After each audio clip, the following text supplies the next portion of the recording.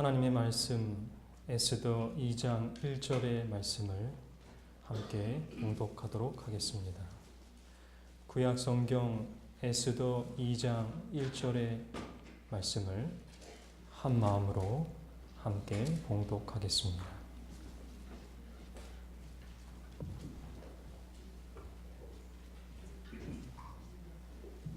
에스더 2장 1절입니다. 시작. 그 후에 아수에로 왕의 노가 그침에 와스디와 그의 행한 일과 그에 대하여 내린 조서를 생각하거늘. 아멘.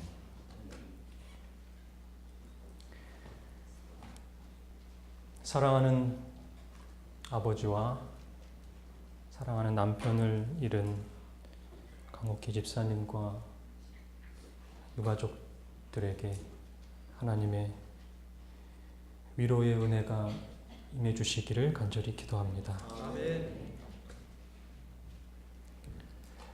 그래도 감사한 것은 대신방이 시작될 무렵 우리 장로님을 살아계신 모습을 뵐 수가 있었습니다.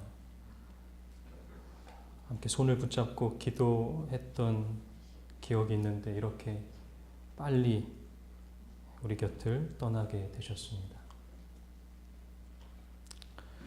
여러분, 우리의 사랑하는 사람들이 언제 어떻게 우리 곁을 떠날지 모르는 그러한 사건과 사고가 많은 죽음이 있는 세상 가운데 살아가는 우리들 어떻게 살아야 될까요? 사랑만 하기에도 모자른 시간, 우리는 왜 이렇게 미워하고 또 서로를 아프게 하는지 모르겠습니다. 더 많이 사랑하는 되는 가족들이 되기를 간절히 기도합니다. 아멘. 오늘도 저는 두렵고 떨리는 마음으로 이 자리에 섭니다. 대표 기도해 주실 때에 저를 위해서 기도해 주시는 것이 얼마나 저에게 큰 힘이 되는지 모르겠습니다. 오늘 마음으로 저를 위해 기도해 주시겠습니까? 아멘. 저는 온전히 사라지고 하나님의 영이, 하나님의 말씀이 온전히 전해지는 귀한 예배가 되기를 간절히 기도합니다. 아멘. 오늘 저는 에스더 강해 설교 두 번째 시간으로 하나님은 신호등이라고 하는 제목으로 여러분들과 함께 하늘의 귀한 은혜들을 나누고자 합니다. 하나님은 무엇이라고요? 신호등.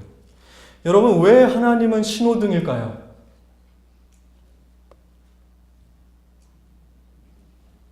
왜 하나님은 신호등일까요? 기다리는 것을 싫어하는 사람 가운데 제가 꼭 들어갈 겁니다. 이 신호를 기다리는 것이 너무 힘든 거예요. 그래서 때로는 한적한 곳을 지날 때는 빨간불인데도 이렇게 슬쩍 지나갈 때가 있어요.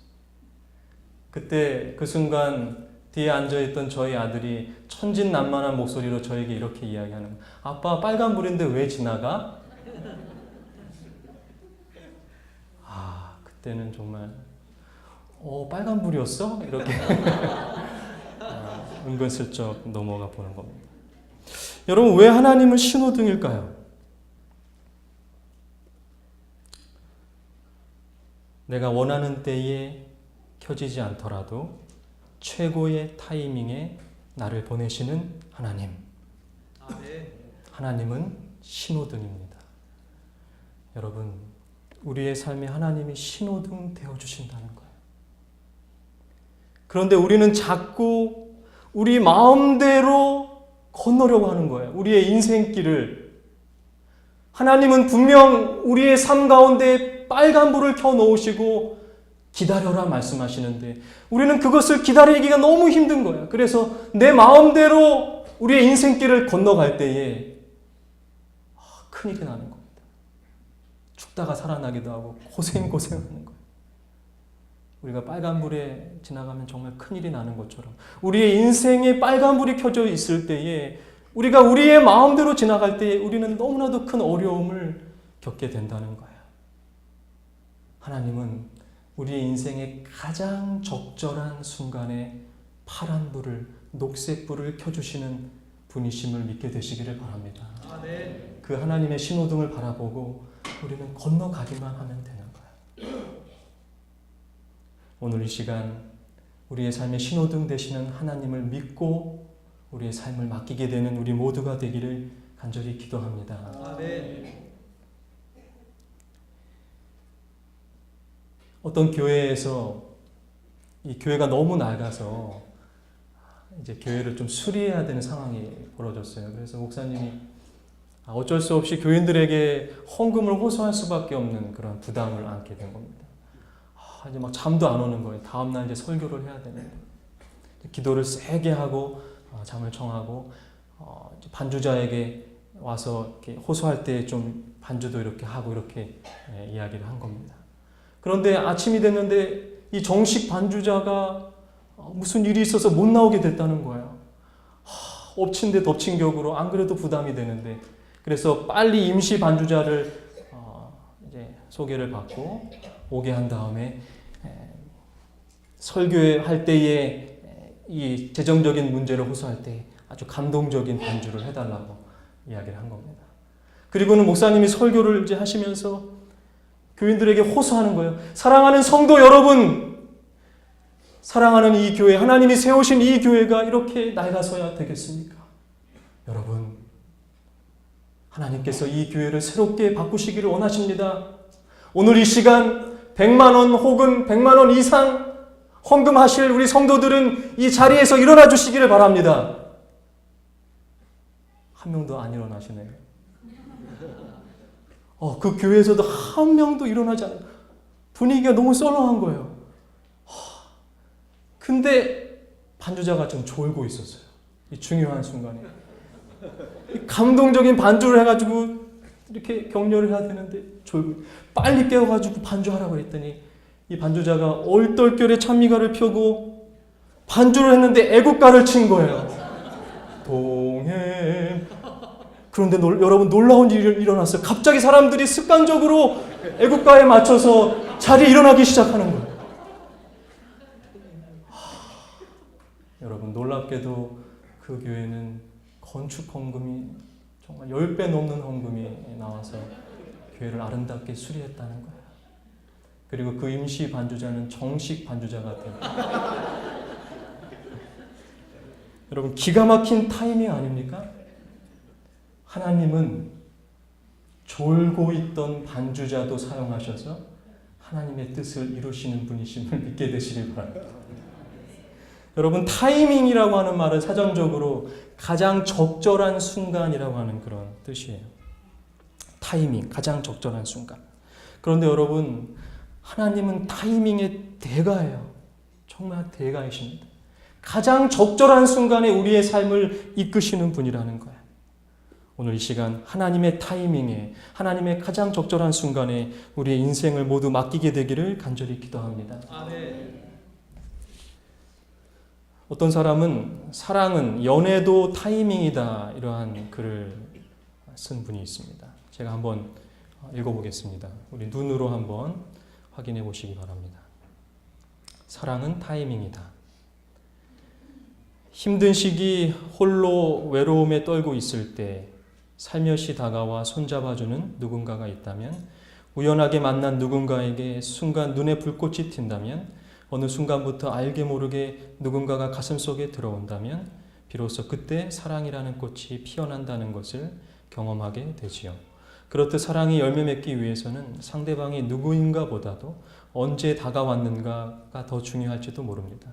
그러므로 상대방에게 받아들여지지 못했다고 하여 지나치게 상심하거나 스스로를 비하할 필요는 없습니다. 우리는 충분히 괜찮은 사람이었을지라도 그와 혹은 그녀와 만난 시기가 좋지 않았기 때문에 사랑이 맺어지지 못한 경우도 많기 때문입니다.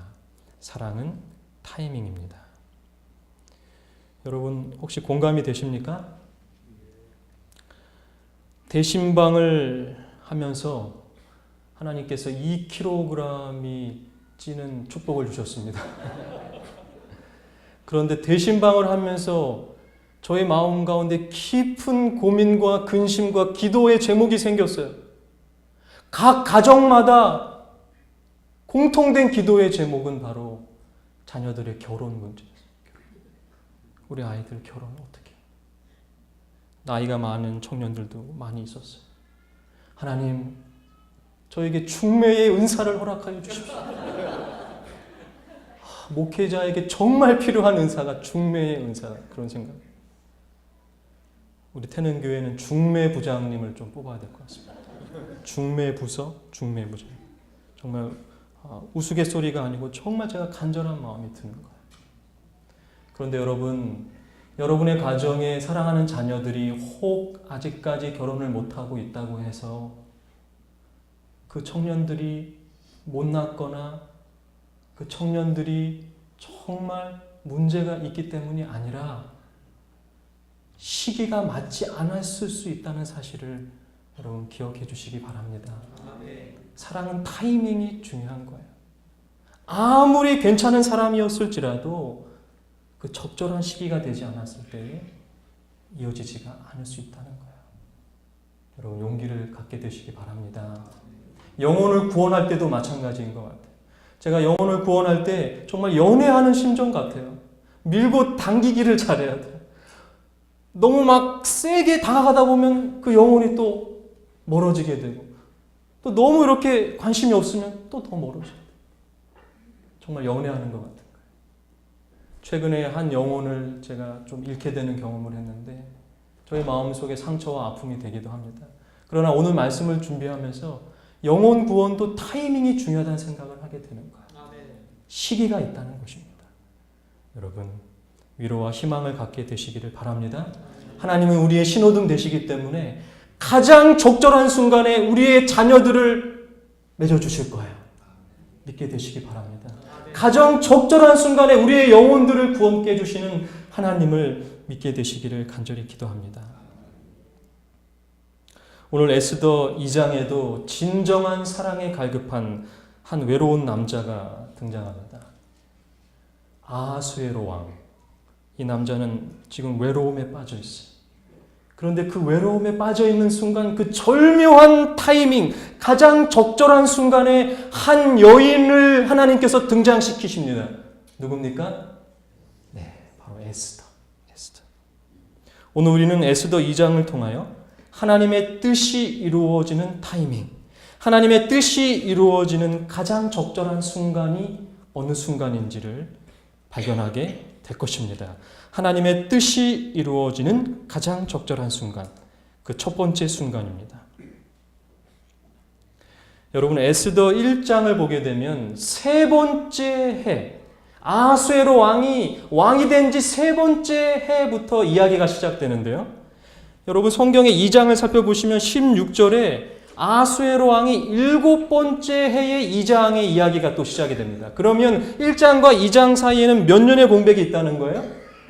무려 4년의 공백이 있어요. 그 4년의 공백 가운데에 무슨 일이 일어났는지 성경은 기록하고 있지 않습니다. 그러나 역사의 기록을 보면 그 4년의 공백 기간 동안 놀라운 일이 있었어요. 그것은 바로 페르시아의 위대한 황제였던 아하수에로는 자신의 열망과 물질 만능주의와 외모 지상주의와 사단의 가치를 가지고 더 많은 물질을 모으기 위하여 그리스를, 유럽을 정복하려고 하는 것입니다. 그럼 이 사진의 지도를 한번 보실까요? 네, 우리 지도가 안 나오나요? 우리 페르시아 제국은 여러 전투를 거듭하는데요. 그 전투 가운데에 그리스를 침공하면서 스파르타의 300명이 전투를 벌이는 그러한 놀라운, 그러나 다 전사하게 되죠. 그러한 전쟁도 있었고, 그래서 페르시아는 지상전에서는 어느 정도의 승리를 거두었지만 그 유명한 살라미스 해전에서 완전히 완패를 하게 됩니다. 아하수에로는 완전히 완패를 하고 페르시아로 돌아오게 됩니다. 여러분 그 순간에 아하수에로 왕이 어떠한 생각을 했을까요? 어떠한 마음이 들었을까요? 전쟁에서 완패를 한 그 순간 물질 만능주의의 허무함을 깨닫게 되는 거예요. 아, 이것이 아무것도 아니구나. 그리고 미모의 후궁들과 함께 잠자리를 같이 하고 위로를 받아보려고 했지만 그들에게서 진정한 위로를 받지 못하면서 외모 지상주의의 허무함을 또 깨닫게 되는 것입니다. 그리고 진정으로 사랑했던 와스디, 기억나십니까? 와스디를 버렸던 그 상처와 아픔이 떠오르면서 그 여인이 그래도 그 여인과 함께 있을 때 그래도 가정이 제일 행복했다는 기억이 떠오르는 거예요. 그 순간에 그 아픔과 상처 가운데에 있는 아하수에로 왕의 마음 가운데에 이제 한 여인이 떠오르게 되는데요. 그게 바로 이 에스더 2장 1절 우리가 읽었던 구절입니다. 그 후에 아하수에로 왕의 노가 그침에 와스디와 그의 행한 일과 그에 대하여 내린 조서를 생각하고는 누가 생각이 났어요? 옛날에 사랑했던 와스디가 생각이 나는. 여기서 생각하거늘이라고 되어 있는 이 단어의 원어의 뜻을 보게 되면 기억하다 이런 뜻이 있습니다. 누구를 기억하게 되는 거예요? 그 어렵고 힘든 상황 가운데에서 옛날의 여자, 정말 사랑했던, 진정으로 사랑했던 와스디의 기억이 떠오르기 시작하는 겁니다. 여러분, 그러한 타이밍에 그 순간에 누가 등장하는 거예요? 에스더가 등장하는 거예요. 여러분, 에스더, 와스디 이름도 좀 비슷하지 않습니까? 초성이 똑같아요. 에스더, 와스디. 아하수에로 왕은 에스더가 등장했을 때에 와스디와의 추억을 떠올렸을지도 모르겠어요. 아니, 그보다 더 큰 매력과 사랑을 느꼈을지도 모르겠습니다. 에스더의 이름의 뜻은 별이라고 하는 뜻이에요. 정말 별과 같이 빛나고 아름다운 여인을 만났는데 그 여인은 외모만 아름다웠던 것이 아니라 무언가 그 속에 깊은 내면이 담겨져 있는 여인이었다는 거예요. 2장 15절에 이렇게 이야기합니다. 모르드게의 삼촌 아비하일의 딸 곧 모르드게가 자기의 딸같이 양육하는 에스더가 차례대로 왕에게 나아갈 때에 궁녀를 주관하는 내시 헤게에 정한 것 외에는 다른 것을 구하지 아니하였으나 모든 보는 자에게 궤을 얻더라. 자, 여기 보면 궁녀들을 모집하고 관리하는 헤게라고 하는 이 사람이 궁녀들에게 정해준 것들이 있었어요. 그런데 여기 보면 유독 에스더는 정해진 것 외에 다른 것을 구하지 않았다는 거예요. 많은 처녀들은 왕에게 더 잘 보이기 위해서 헤게가 정해준 것 말고도 더 많은 것들을 가지고 꾸미기를 원했다는 거예요. 그러나 에스더는 그것에 관심이 없었다는 것입니다. 헤게가 봤을 때에도 모든 여인들보다 더 궤을 얻었어요. 이 궤이라고 하는 말은 옛날 말이 지금 사용하지 않는 말이죠. 원어로 보게 되면 매력적이다, 아름답다 이런 뜻이에요. 개역 개정에는 사랑을 얻었더라 이렇게 표현되어 있습니다. 헤게와 많은 사람들에게 그리고 아하수에로 왕에게 사랑을 얻었던 이 여인이 등장하게 되는 것입니다. 가장 적절한 타이밍에 하나님의 뜻이 이루어지는 타이밍 첫 번째는 바로 세상이 싫어질 때. 세상이 싫어질 때. 한번 따라해 보실까요? 시작. 세상이 싫어질 때. 여러분, 우리가 세상의 삶에 너무 빠져 있기 때문에 혹 하나님을 느끼지 못할 때가 있지는 않습니까? 아하수에로 왕이 그랬다는 거예요. 그런데 아하수에로 왕이 세상의 실증을 느끼기 시작하면서 세상의 허무함을 느끼기 시작하면서 에스더가 눈에 들어오고 하나님의 뜻을 이루게 되는 역사가 이루어진다는 거예요. 여러분, 선교지에서 놀라운 기적이 일어나는 이유는 그곳에 세상이 싫어서 세상의 많은 것들이 싫어서 선교사가 되기로 결심했던 많은 선교사들이 하나님의 뜻을 이루고 있는 역사를 우리가 보게 되는 것입니다. 왜 미국과 유럽과 선진국에서는 복음이 점점 전파되기가 힘든데 후진국에서는 세상과 점점 멀어지는 그 사람들 가운데에서 하나님을 발견하는 사람들이 많이 일어나는 사실을 우리는 반드시 기억할 필요가 있는 것입니다. 여러분 어떻습니까? 여러분들의 지금의 삶에 세상의 삶에 너무 빠져 있어서 하나님을 느끼지 못하는 성도님들은 없으십니까? 오늘 이 시간 세상의 실증을 느끼게 되시기를 간절히 바랍니다. 세상이 싫어질 때 하나님께서 역사하시는 그 능력을 경험하게 되시기를 간절히 기도합니다. 하나님의 뜻이 이루어지는 타이밍 그 두 번째를 살펴보겠습니다. 에스더 2장 10절입니다. 에스더가 자기의 민족과 종족을 고하지 아니하니 이는 모르드게가 명하여 고하지 말라 하였음이라. 바로 이것입니다. 여러분, 에스더가 왕후가 되려고 하는데 모르드게가 어떤 명령을 하냐면 유대인임을 뭐해라? 고하지 말라. 여러분, 왜 모르드게는 에스더에게 자신의 신분을 숨기라고 이야기했을까요? 사울 왕의 후손이며 베냐민 지파인 모르드게와 에스더는 왜 신분을 숨기면서까지 이방인의 왕후가 되려고 했던 걸까요? 그리고 더 나아가서 왜 에스더와 아하수에로 왕의 이 포로가 된 이스라엘 백성들 가운데에 모르드게처럼 예루살렘으로 돌아가지 않았던 사람들이 있었던 걸까요? 페르시아의 입장에서 포로의 신분으로 왕후가 됐다는 것은 놀라운 일입니다. 그러나 하나님의 백성의 입장에서 포로가 왕후가 된 것, 하나님의 백성들이 자신의 신분을 숨기면서까지 왕후가, 이방인의 왕후가 된 것이 그렇게 영광스러운 일이었을까요? 여러분들은 어떻게 생각하십니까? 이 부분에 대해서 학자들의 의견이 분분합니다. 지혜롭게 숨겨야 에스더가 페르시아의 왕후가 될 수 있었을 것 아니냐, 이렇게 이야기합니다. 여러분, 그렇게 합리화할 필요가 있을까요? 솔직해지면 안 될까요? 에스더가 이 성경에 나오는 에스더서의 주인공이기 때문에 자신의 신분을 숨기면서까지 왕후가 되려고 했던 그 사실을 우리가 합리화시킬 필요가 있을까요? 솔직하게 그것은 세상과 타협한 것이 맞습니다. 예루살렘으로 돌아가지 않은 것은 모르드게와 에스더가 혹 예루살렘으로 돌아가는 것보다 아하수에로 왕이 지배했던 그 페르시아의 삶이 더 행복했던 것은 아닐까요? 더 편했던 것은 아닐까요?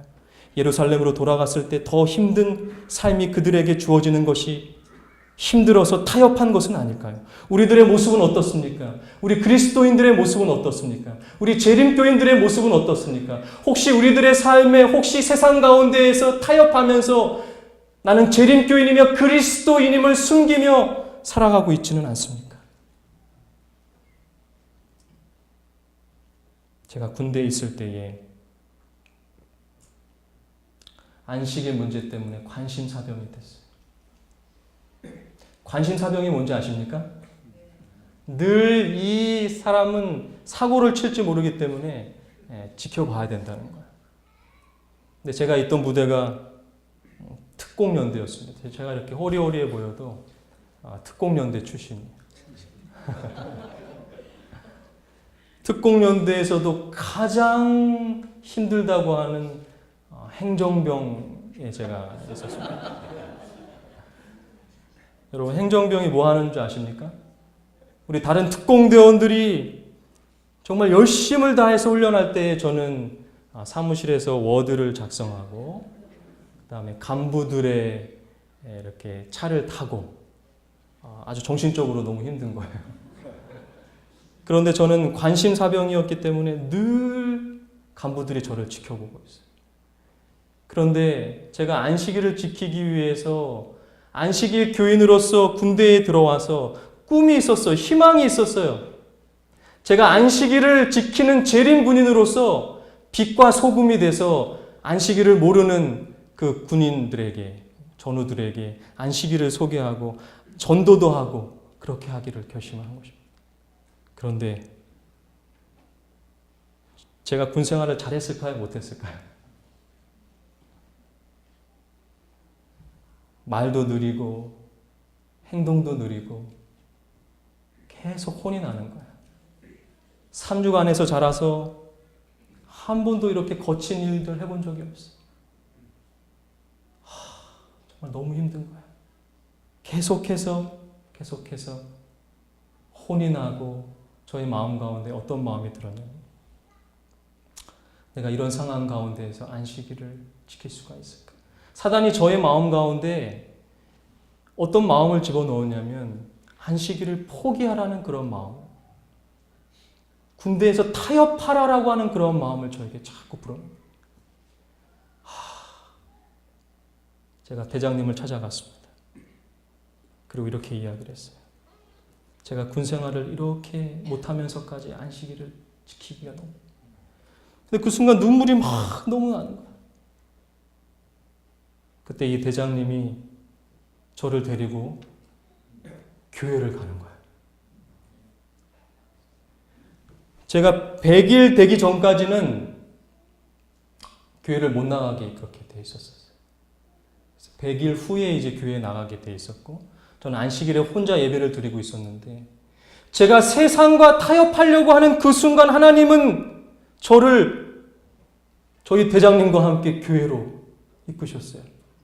그리고 그 가운데 하나님께서 저에게 어떠한 음성을 주시냐면, 정훈아, 안식일은 네가 군 생활을 잘하면 지키고 군 생활을 못하면 안 지키고 그런 안식일이 아니다. 이 건방진 놈아. 이렇게 말씀하셔요. 제가 세상과 타협하려고 했던 그 순간 하나님은 더 크게 역사하셔서 하나님의 뜻을 이루시는 경험을 하게 되는 것입니다. 여러분들의 삶은 어떻습니까? 여러분들은 세상과 타협하는 순간이 없으십니까? 세상과 타협하는 그 순간 하나님의 뜻이 이루어지는 가장 적절한 순간임을 기억하게 되시기를 간절히 바랍니다. 하나님의 뜻이 이루어지는 가장 적절한 순간, 그 마지막 세 번째입니다. 모르드게가 대궐문에 앉았을 때에 문 지킨 왕의 네시 빅단과 데레스 두 사람이 아하수에로 왕을 원한하여 모살하려 하거늘 모르드게가 알고 왕후 에스더에게 고하니 에스더가 모르드게의 이름으로 왕에게 고한지라. 사실하여 실정을 얻었으므로 두 사람을 나무에 달고 그 일을 왕의 앞에서 궁중일기에 기록하니라. 바로 이것입니다. 하나님의 뜻이 이루어지는 타이밍, 가장 적절한 순간, 마지막 세 번째는 세상이 인정해 주지 않을 때. 한번 따라해 보실까요? 시작. 세상이 인정해 주지 않을 때. 에스더 2장 후반부에 나오는 이 이야기는 굉장한 반전을 일으키는 복선이 됩니다. 다시 한번 보실까요? 모르드게가 대궐문에 앉아 있는데 왕의 네시 빅단과 데레스 두 사람이 아하수에로 왕을 원한하여 죽이려고 했던 거예요.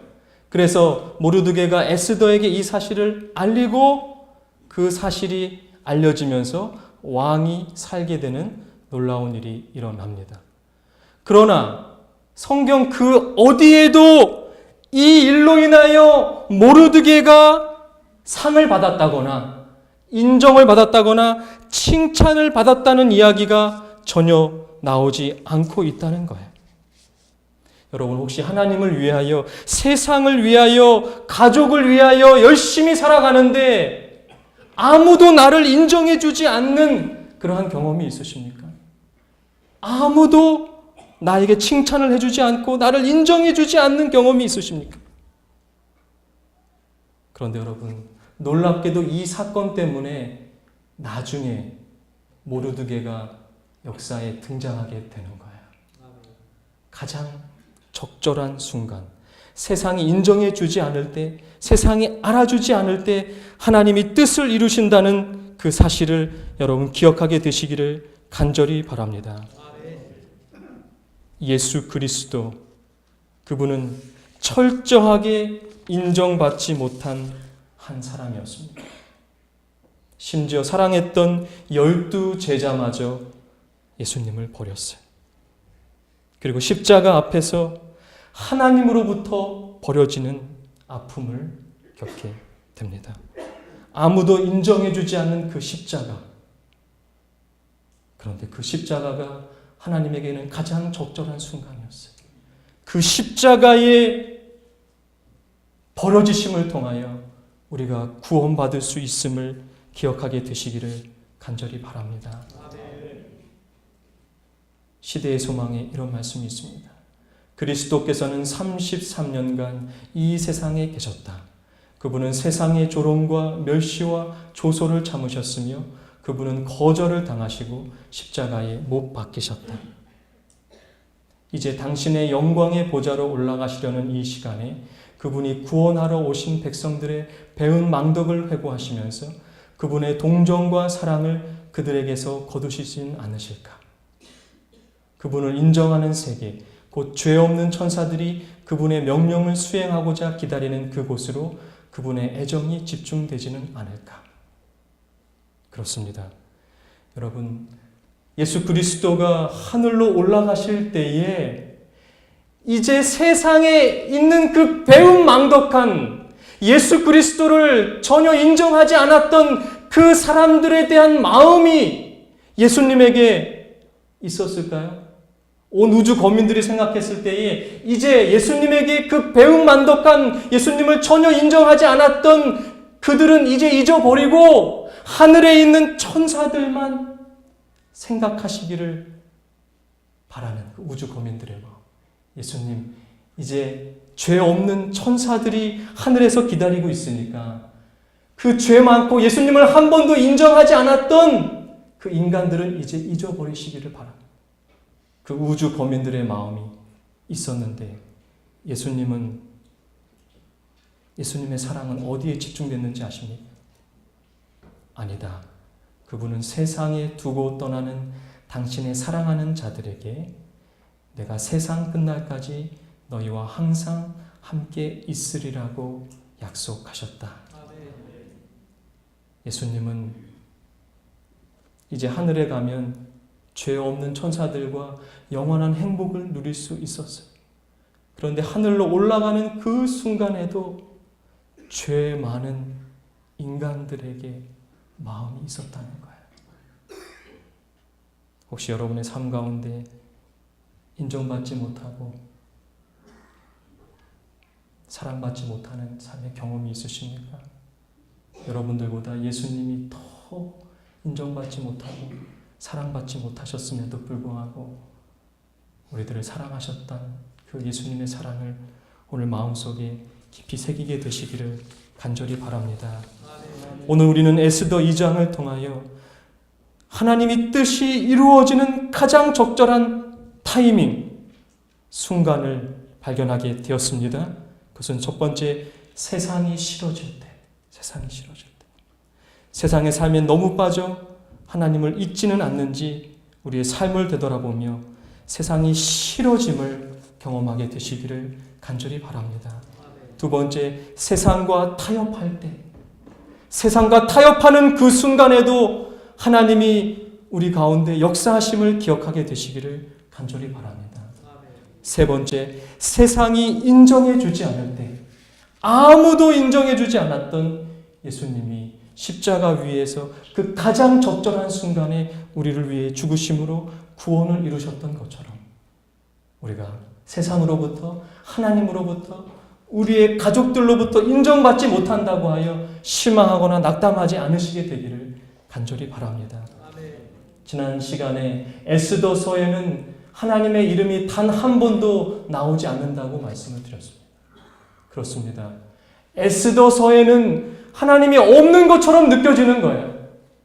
하나님이 보이지 않는 거예요. 그러나 그 에스더서의 곳곳에 하나님이 임하고 계신다는 사실을 여러분 기억하게 되시기를 바랍니다. 우리의 삶 가운데 세상이 싫어지고 세상과 타협하는, 그리고 세상이 인정해주지 못하는 부족한 삶을 살아갈지라도 오늘 여전히 우리의 삶에 함께 하시는 그 놀라운 하나님의 역사하심으로 인하여 우리 모두가 승리하게 되는 오늘 귀한 예배가 되기를 간절히 기도하며 말씀을 마치겠습니다.